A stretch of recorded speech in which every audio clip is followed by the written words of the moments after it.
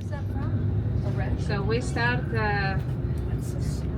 start our panoramic drive of the whole complex of the rocks and the monasteries. That includes the 2 visits of Varlaam Monastery. We're going there first, and St. Stephen's Nunnery is the place, the monastery that we're visiting second.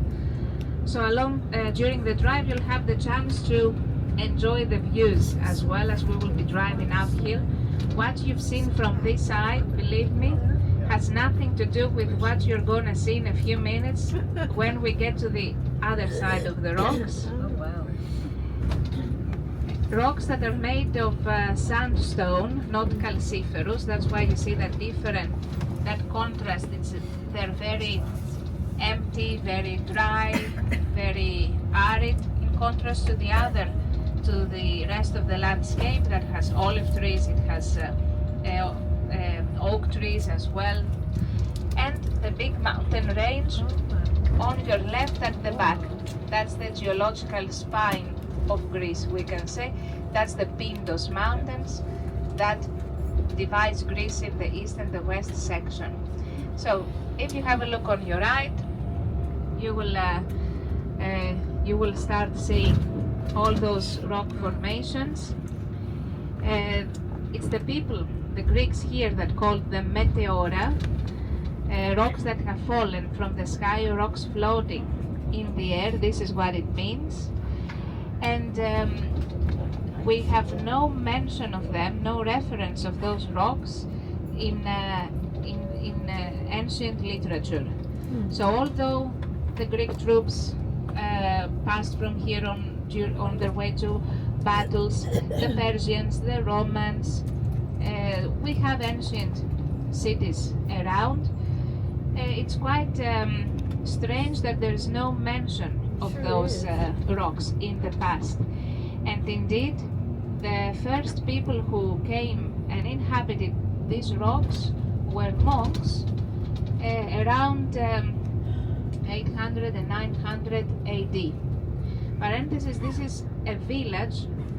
It's not part of the town of Kalambaka, it's a separate village. We call it Kastraki, as little castle. Kastraki. Yep. Sounds more painful. Oh, my word. That's God. Greek lady. That's what they also call counterfeiters. Monasticism started in Egypt, and according to Orthodox Christianity, one of the first monks to whom that movement is attributed to is Saint Antonius.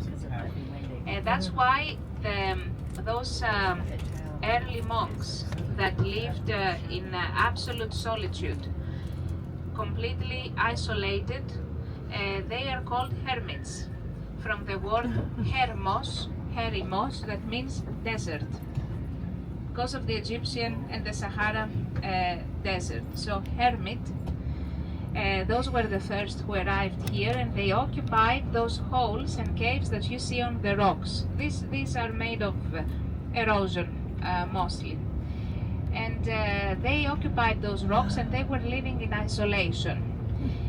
When things got a little bit more dangerous with invasions of the Slavs and other foreign tribes, they decided to gather at least on Sundays and celebrate the communion and the Mass all together. So we have the formation, the creation of the first monastic communities that evolved into the establishment and the foundation of the big monasteries. So the big monasteries start being founded around 1100, 1200 AD. And if we want to choose, let's say, the peak period, then that's from 1500 up to 1700. This is when the Meteora monasteries experience their most glorious period.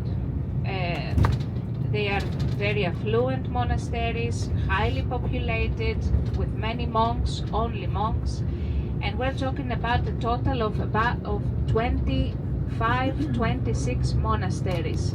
So nowadays there are only 6 that are active, and preserved, but back in the day there were about 25 here in total. If you have a look on your right, on that surface, that vertical rock, you see a hole with many colorful scarves, garments in it. It's right now on your right. This is a cave dedicated to Saint George of the Scarves, and there is a local tradition saying that there was a Muslim lady during the Ottoman days. Her husband almost fell dead, and she started praying, and it was Saint George that appeared and revived her husband, and as a gift she took her scarf off and gifted that to Saint George. So nowadays this is a tradition among hikers. They hike up that cave and they leave a scarf, and they have to return the following year in order to replace it and put another one. That's why Saint George of the Scarves. Or what? If they don't return. Who's checking that? The vines here below is for the local production of the monasteries, for the wine production that they have for their meals and the communion. And the first monastery, it will appear on the left. Up on that rock is Saint Nicholas Anapavsa. We will see it from a distance as well. Sometimes the panoramic view is better than the closest view. As I've said, those strange names have to do with the names of the first founders, actually. And one more thing, again on your right, you're gonna see elongated from on a vertical axis caves and holes. As we will be turning here, you will see them again on the right, and inside you will see platforms, wooden beams, and thick ropes. Those were the places where those hermits were staying, and they were here until early 20th century. Oh, They would carry their building materials. We'll talk about transportation and how they brought the materials on top of the rocks. I'm going to show you in the first monastery that we're visiting a pulley machine and a net basket made out of ropes. That was the lift, the elevator, let's say, where the monks put themselves inside in order to be pulled up and down. So that's now on your right, a little bit further back on your right. That rock, you see those wooden platforms in it. I can't get a picture.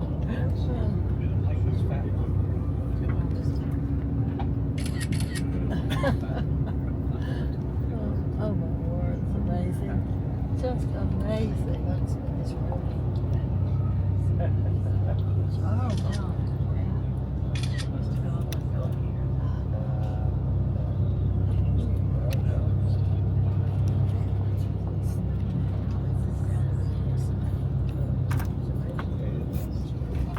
They got some birds. Bring my binoculars. As we've said, there are 6 active monasteries, 4 monasteries, 2 nunneries, to be more precise. Gotta be quick. So the 4 monasteries for men is Great Meteoron, dedicated to the Transfiguration of Christ, Varlaam, dedicated to All Saints, Saint Holy Trinity, and Saint Nicholas Anapavsa. Whereas the 2 nunneries we will visit Saint Stephen's, and the other one is Rusanu, dedicated to Saint Barbara.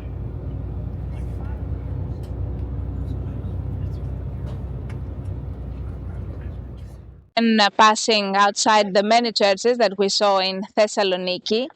So you recognize that yellow one with the double-headed eagle, the flag of the Byzantine Empire and Orthodox Christianity, present on any Orthodox church across the world until nowadays.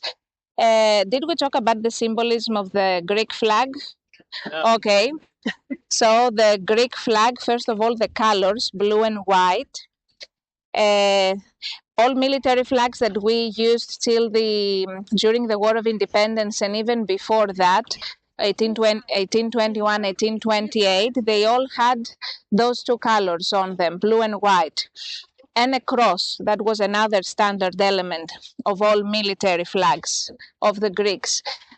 When monarchy was established in 1832, the coat of arms of our first king, who was Bavarian, was again blue and white. So as a gesture of respect, we decided to keep those colors for our national flag. So the cross is because we're a constitutionally Christian country. It's the third article of our constitution that defines that Greece is a Christian Orthodox country.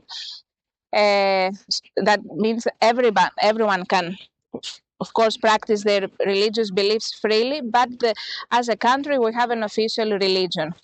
And the 9 stripes, those represent the 9 syllables of a phrase that we used during the War of Independence. It translates into freedom or death. Ελευθερία ή θάνατος. That's 9 syllables. In Greek, that's why we have the 9 stripes on our flag. And we will start walking up the staircase little by little, slowly. You can see up on that wooden balcony. We will get to that balcony. It's where the pulley machine, there's a mechanism, is situated in order to talk about the transportation means and all the access, how access was granted throughout the ages. And you'll see that there is even a cable car nowadays, not for us though, just for the official authorities and the workers that still repair and construct some things on top. So let's enter. You don't have to wear your scarves if you have pants like me yet, only when we enter the monastery. And you can keep your hats on only when we enter the church. I will remind you to take off your hat.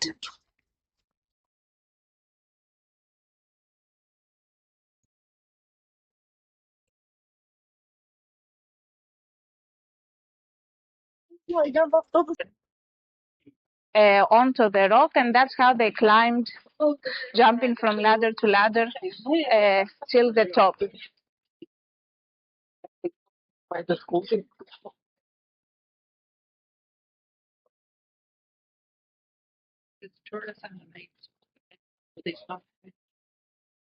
Yes, those monasteries, they mostly rely on tourism. Oh, my favorite film.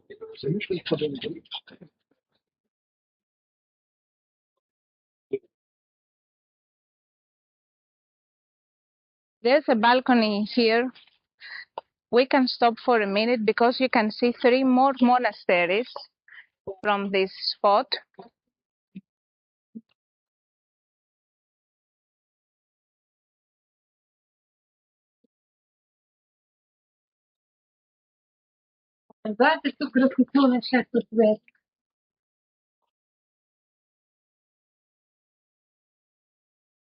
So when arriving at this open balcony, if you have a look on your right, you're gonna see the Great Meteoron Monastery. It's up on the widest rock. We are at about 300 meters above ground level and about at 600 meters above sea level here. So that's the slightly highest and widest rock. That's why we call it Great Meteoron. And this Great Meteoron, as meteoron. Transfiguration of Christ, its dedication. And can you guess how many monks there are in there? 98. Two.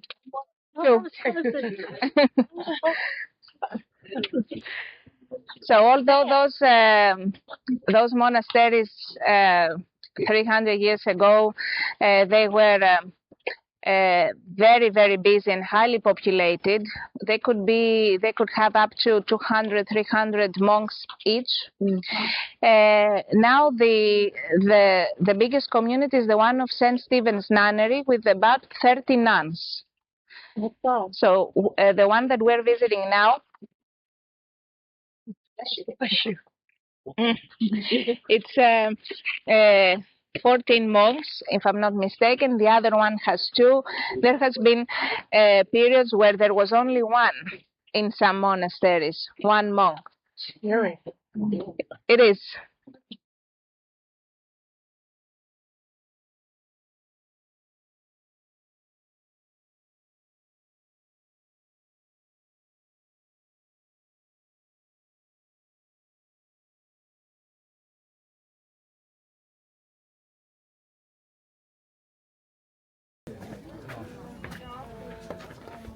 Well, that's a good place to start. It's just not smart.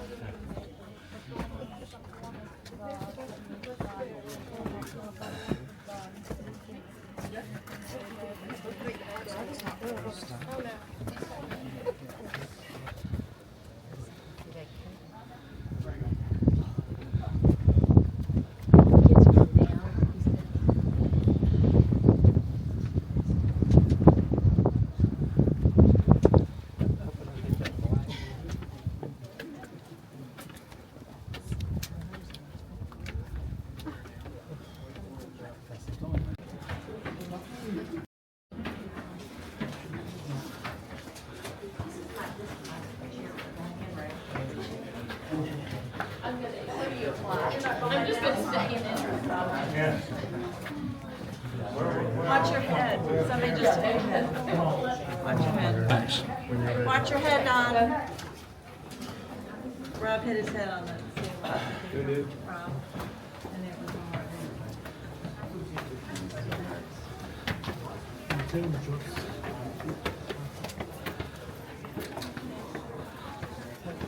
This is the picture. I've got one. This is the picture time. While we're waiting for the last members of our group to arrive, you can take some pictures very quickly. But of course, you will be given free time afterwards, after the end of our tour up here. Thank you. What's love?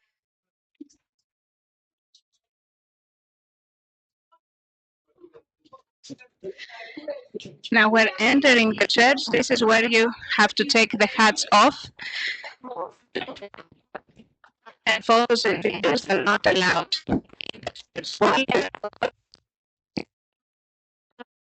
Not in the building.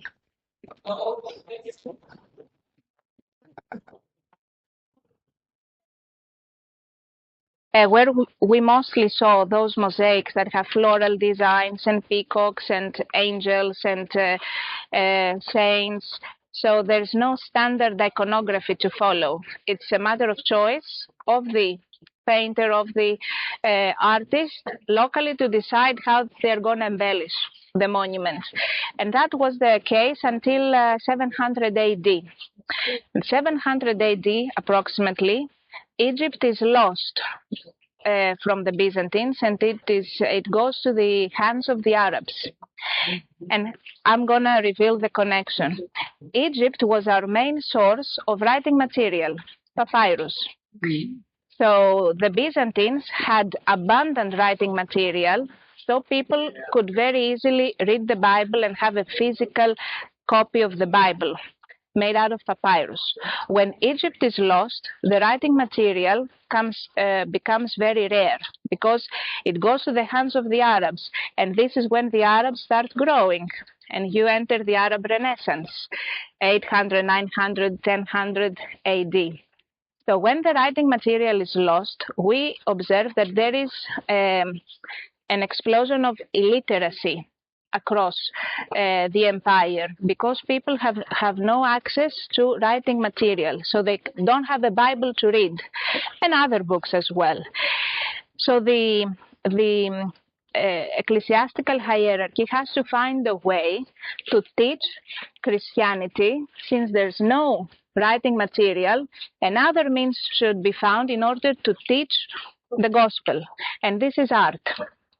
That's why we have the 7th Ecumenical Council, which is this big congress of the ecclesiastical hierarchy, defining fundamental concepts. The 7th is the first that doesn't deal with theological, philosophical issues, but deals with that very practical problem of how Christianity will be taught now that there's nothing to write the Christian text on. And the solution found was to standardize the iconography in the churches. So from 800 and 900 onwards, you see that there's always Christ at the dome. There's always the evangelist at that triangular corners. There's always the Dormition of Mary above the door. There's always the second coming at the door of the first room, because those illiterate people that cannot read anymore because the generations have grown without writing materials, they're gonna see the walls and now learn about Christianity through art. That's why from that point onwards, no matter if you enter a church of 1200 or 1500 or 21st century, the iconography is the same. Since the Gospels and the scriptures haven't changed and the teachings haven't changed, the iconography stays the same, because the messages delivered have also remained the same. So that turning point in art, when we start having this full-scale iconographic programs, has to do with the loss of Egypt in 700 AD. Lack of writing material, illiteracy explodes, so instead of words, you have images. You have the icons, you have the colors to express these teachings. So if you have the chance to enter another church, like in Athens, 21st century, you're going to see the exact same artistic program on the walls. It has to do with that historical event back then. Let's go back this way to continue. What's that fruit? I think, isn't it persimmon? Persimmon? Maybe. Those are big.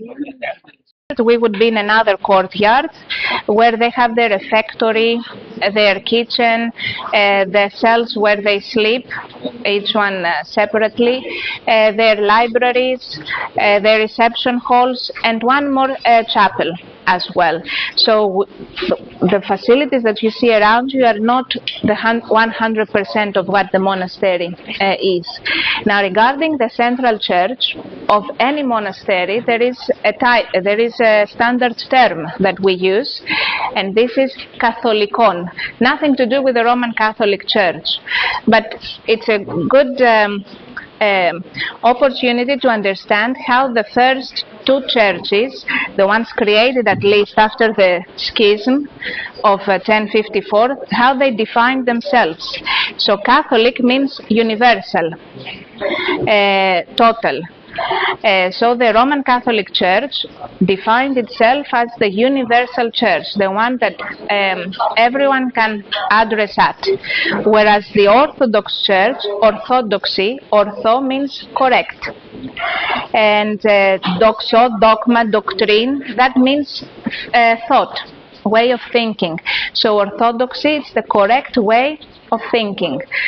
It's interesting to see how the churches defined themselves and named themselves, but it has nothing to do with the term that we use for the central chapel of a monastery. It's called Katholikon because it is the heart of the monastery. There are several chapels around, but that's the central one.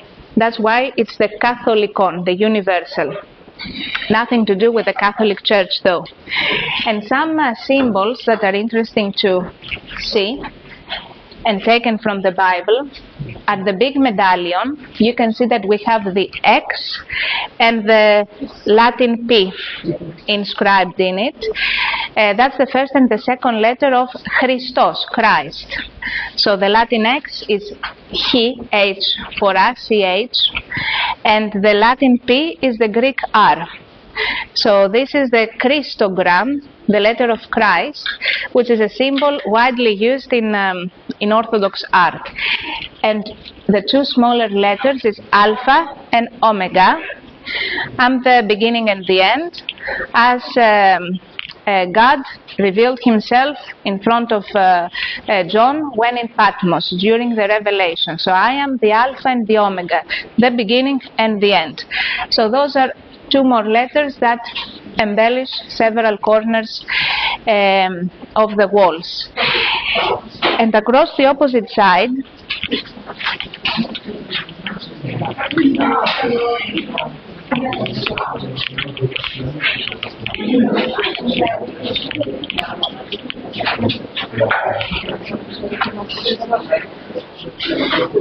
Constantine, so what is the whole scripture?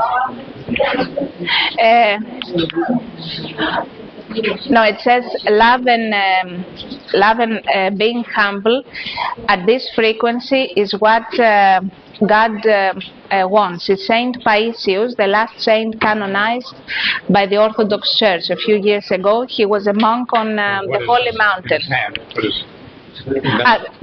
No, it's not from the scriptures. It's a saying of his. What about behind it?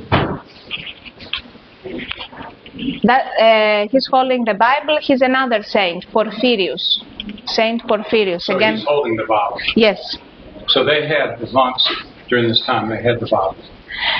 Yes, anytime. The writing material, the other alternative was parchment.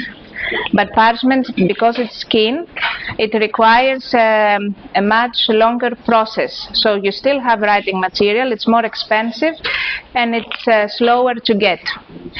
That's why the Bible could not be distributed massively anymore, and any other text.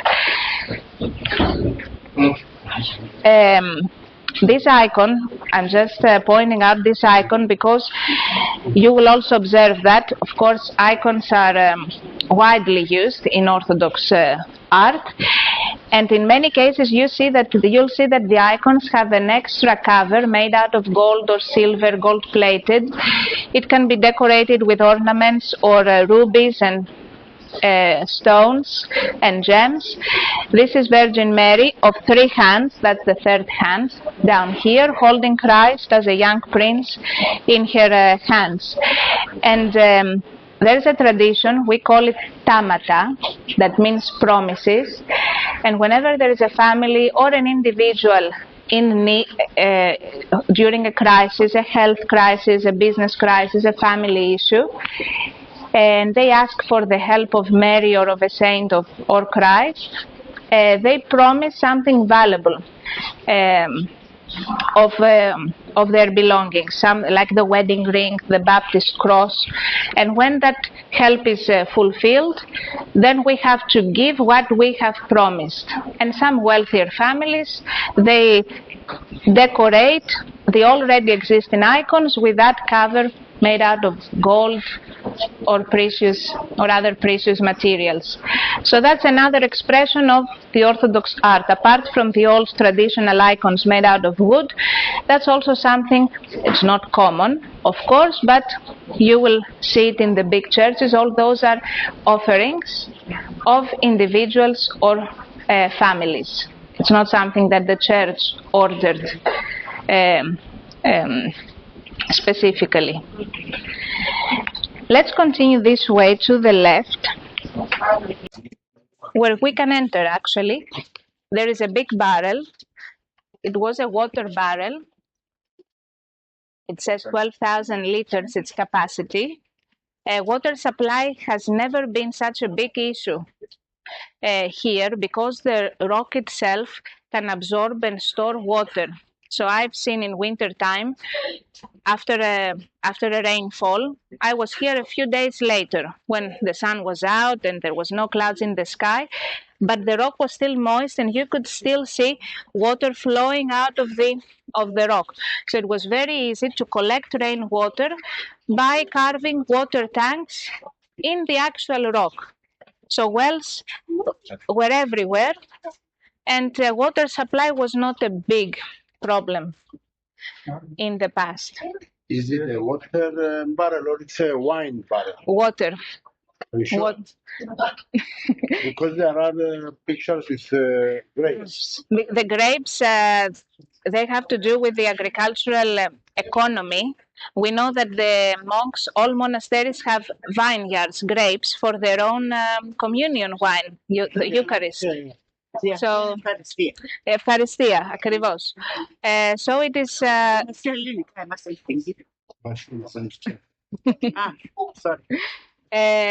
But that's a water barrel. Να είστε καλά.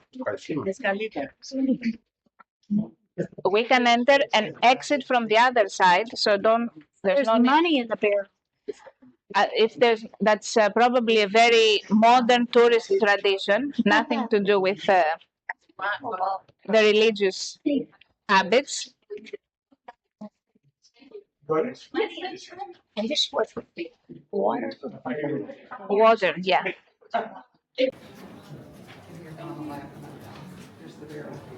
Full of money, they said.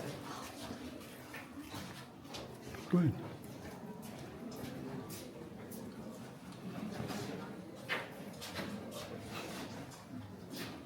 It's money.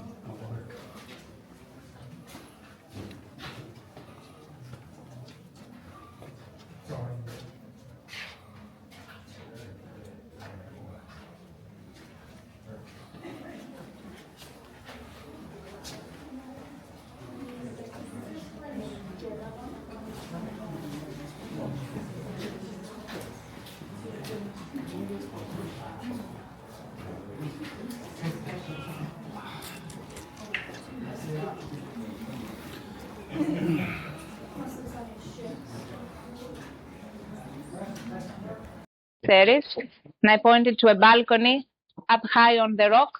This is where you are now, at that balcony. So there is, we know how they managed to hike up here. There's no record of theirs, but we have other non-religious sources and logic to make us understand how they ended up here. What we have are local traditions, very exaggerating, that highlight the faith of those people when getting up here. For example, the two brothers Apsarades, their last name, who refounded that monastery, reopened it in 16th century. It took them 20 years to carry all the materials up to the top and 30 days in order to build the monastery. Another legend says that the monk of the Great Meteoron Monastery, to your right, as you see at the balcony, he flew on the wings of an eagle that sat on the top of that rock, and this is how he ended up there. It was an eagle taking him up there. So all those are local legends. I repeat, highlighting that level of faith of those people. We know that they first used the ladders. It's very easy to scratch and drill that rock, so sticking a ladder is quite easy. Even the hikers now, the rock climbers, they do the same. 2 λεπτάκια. Πόσους έχεις, Μιχαηλία? Πόσους έχεις? Can you please come closer? Oh.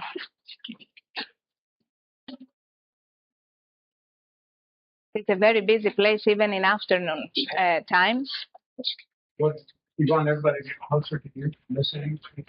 Yes, please, so that they can also have a look to the balcony. Yes. A group of 20 people. So they use ladders and they jumped from ladder to ladder till they reached the top. And as soon as they reached the top or the cave or the hole, they built a small hut with the rocks that were available around them on top of that rock. Later on, they carved steps onto the rock. So we have staircases, very uneven, very hard to access, of of steps carved right on the rock, and this is how they dragged all the materials to the top. And as soon as they got to the top, they also had this pulley mechanism. You rotate it around, and there is that net. That net would be tied to a basket like this one that would pull materials or drag materials from the bottom. And we have photos of late 19th and early 20th century of monks in those baskets. So there's a small museum right before the exit where we have this photo archive, and you can see those photos of some tiny old men fitting into these baskets. So you pull it around, and then the basket is lifted up. And then in the 1960s, the state paved opened the streets. There were no streets up here up to the 1960s. So you could only hike in order to get to the monasteries and then go up the carved steps to the top. So the streets, the road system opened, and tourism began consequently. And then those natural staircases, those carved staircases on the natural rock, they were paved, and that's the steps that you went up in order to access the monastery. And lately we even have an electric cable car. That's why you see the cables in the air, again for the transportation of goods, of materials, and when there is a member of the ecclesiastical hierarchy or a monk exiting or entering, they will be using this electric cable car. But this is still in use as well, and that's why they have behind that metal fence, there's the electric mechanism for this cart here. So this is how they transferred themselves up on top of the rock. Ladders, rock climbing, ladders. Then it was the pulley mechanism. Then you carve the step on the rock. Then you pave it in the 1960s. You have the road network, and here we are with the electric cable cars. Let's go this way and let the other group advance as well.